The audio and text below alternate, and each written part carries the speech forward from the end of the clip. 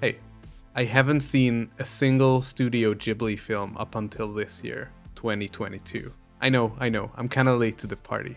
And knowing the immortal legacy of Hayao Miyazaki, I wanted to love them. Not only was I already a big fan of animation, and before you think I have a Western bias, I don't just mean the movies of Pixar or the golden age of Disney. My favorite movies of all time include Japanese animation, especially the work of Satoshi Kon, who made some of my favorite films ever. So, if anything, I should have probably admitted to a positive bias before starting to watch these movies. And yet, I walked away very conflicted. I definitely had a problem with the type of filmmaking that Studio Ghibli, but more specifically, Hayao Miyazaki, represented. And so, if you have similar feelings, or if you are already foaming at the mouth of me even suggesting that these films are not masterpieces, this video might just be for you. Join me as I explore my relationship with these stories and the cinematic philosophy of Hayao Miyazaki.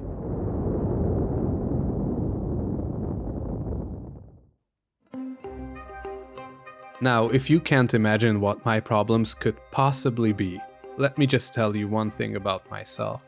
When my love for films started, I knew immediately which part interested me the most, and it was screenwriting, creating a narrative frame that delivers these powerful cinematic moments. So I studied screenwriting, and with time, I could start writing characters, dialogues, and storylines. I've studied the structure of movie scripts, I've read a bunch of them, and I came to know things like character foil, inciting incident, and character arc, just to name a few. And I thought it was the coolest thing in the world to use these to provide the audience with a satisfying experience.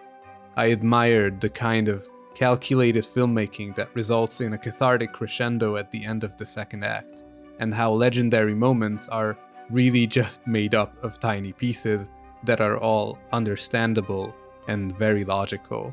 So when I watched these 7 films, I was left confused, because these movies definitely worked on some level, but they also didn't make sense to me. Some of them straight up missed the story, and understand me well, of course. When I say that, I am making a dramatic oversimplification, because yes, kids moving into a new home with a father, meeting spirits, and one of the kids going missing, then found, is a story, of course. But it's not really a story with any tension. No villain, no great mystery to solve. It just feels like this story has no stakes, so I didn't know where to put it. However, if you excuse my short-sightedness here for a second, you'll see how I'm using this statement to try and drive my point home in good faith. The general point of this statement is that not a lot of consequential story is happening in some of these films. Plots, characters, and conflicts come out of the blue, and sometimes they fizzle out without a good reason. Lots of themes, but no action-consequence relation. Things just happen, almost randomly.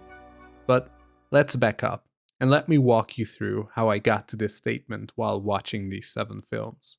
My experience was fundamentally threefold, and I'll tell you in order of these occurring to me. Number 1, details.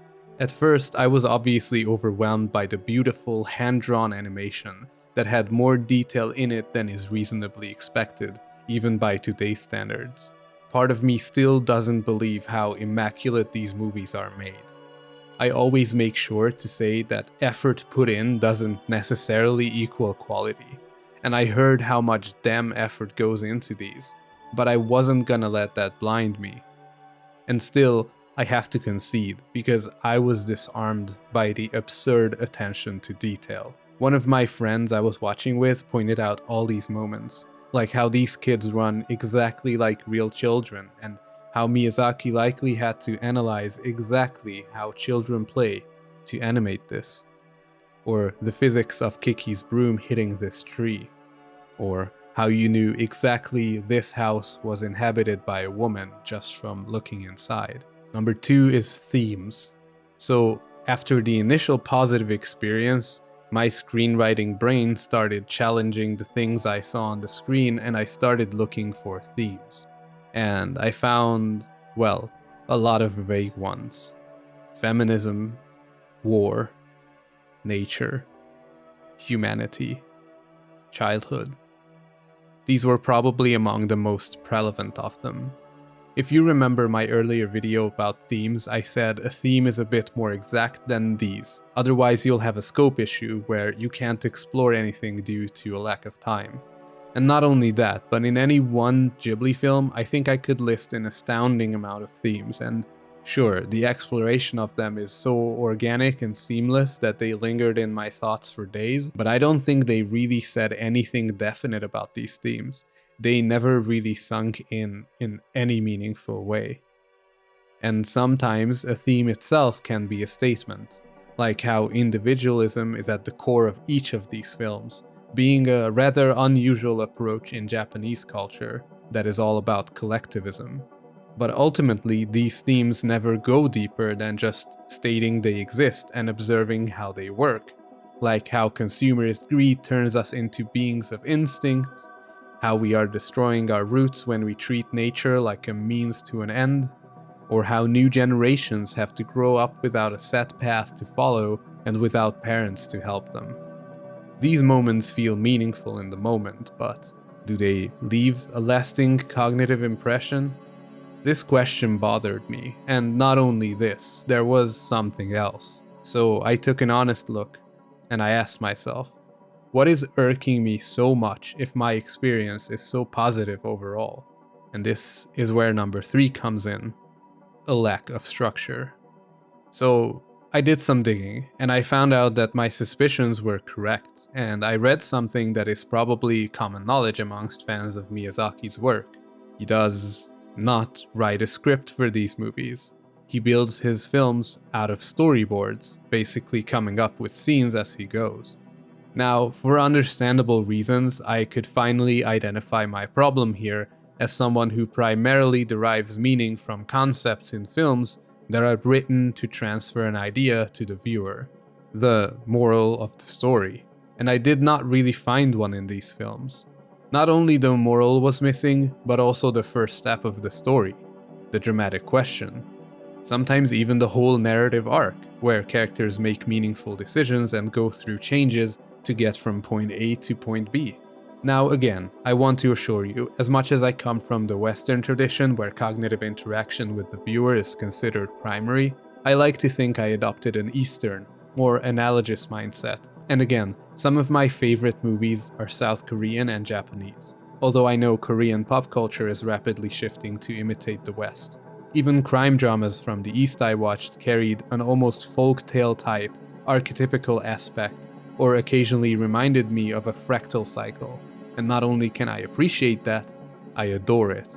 Like how aforementioned Satoshi Kon is blending dreams, memories, identity, and the present in such a mind-boggling way that there is almost no conceptual way to think your way to a coherent analysis of them. I still enjoyed them, and found so much meaning and catharsis. But with Ghibli, I came up blank. Let me show you how I thought about this while watching. I had a scale in my mind about how tangible the story is and how much meaning it delivers. On the one end is My Neighbor Totoro, where nothing really happens for the first 30 minutes, and that doesn't even change too much as we go forward. It feels like potential plots are introduced and dropped every 15 minutes. At the end, I ended up asking myself what it really meant, and for days I could not answer myself. Did it make me feel things? Yes, absolutely. Did it expand my perspective a bit on Shinto and the way a child looks at the world? Undoubtedly. But what can I really take away from this film? On the other end is Grave of the Fireflies, and it's most likely not a coincidence that it became my favorite one, only to find out later that this is the only Ghibli movie I saw not directed by Miyazaki. In this film, we have a small set of characters introduced, a heart theme, a dramatic question, twists and turns, beginning, middle, end. 3 acts, dramatic climax, and a satisfying closure where all the questions are answered.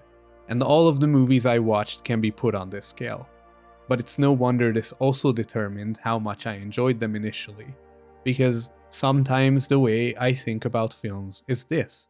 Imagine there is a conversation with friends about a specific topic, and for almost any topic, I will have a movie to recommend to them if they want to explore that.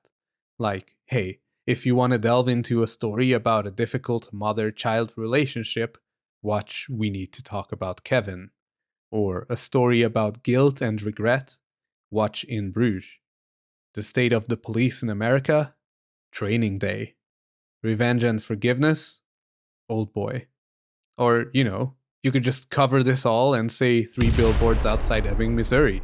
God, I love that film so much. And see, I feel this is the thing that I cannot for the life of me do with Ghibli movies. So many loose threads and vague themes. It feels like they are about any topic, really, and by extension, not really for anyone. And then I realized that this coin has two sides, because it is not really for anyone. It really is for anyone. And this is where I think I finally need to pivot and tell you why these movies are truly wonderful.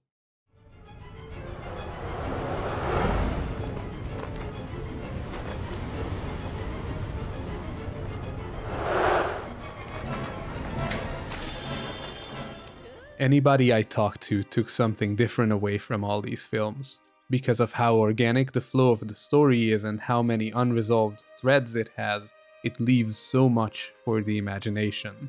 While my brain was frantically searching for meaning and to pinpoint what these stories are about, industrialization, war, childlike innocence, humanity's impact on Earth, exploring one's inner world, growing up, and make no mistake, they are about all of these, but it's about something so much more.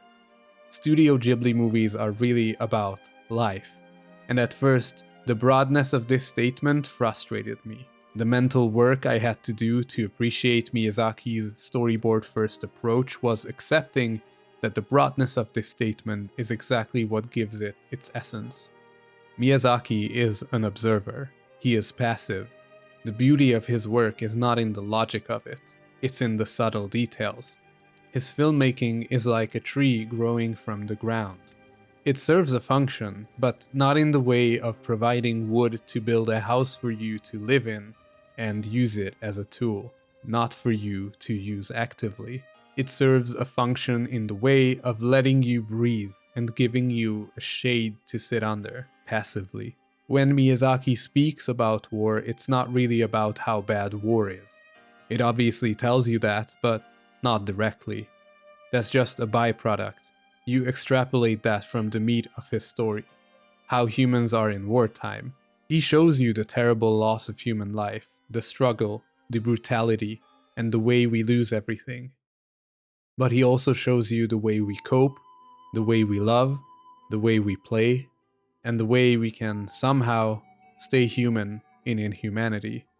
And this doesn't just go for war, it goes for any other theme.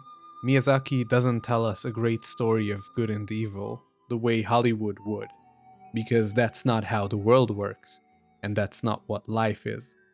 Life is full of unfulfilled promises, short-lived relationships, passing feelings and experiences, but it's also full of little moments that are almost too insignificant to register, but are beautiful, intangible, yet immensely important phases of our lives. All of these things are not very cinematic, and yet Miyazaki's films are full of them, because these stories are not made for you to understand, consume, and throw away. These stories are organic and free-flowing, and not artificial and structured, like Western filmmaking. From the point of view of Miyazaki, that is restrictive and reductionistic, as it can never get close to the truth of the human experience. So he doesn't make statements about life. Instead, he shows you life. His stories are not ambitious outwardly, but inwardly. In a way, they are passive, there for you to observe, not for you to consume. I had to let go of all these strict concepts about what a story should look like and just take in these worlds and decide what it means for me. I think both Hollywood and Miyazaki serve you in a way, but it's very different. Hollywood movies are like food. You eat them, digest them, and you're already thinking about the next meal. It's immediately obvious how food nurtures you. Miyazaki films are like air. You breathe them in, let them pass through you, and breathe them out. This nurtures you in a very different way. It's a bit more invisible, but it's there. In my mind, this is what Miyazaki movies are about. なんかね、こう通常の形で物語を作りたくなくなってんでね、それがいけないんですよ。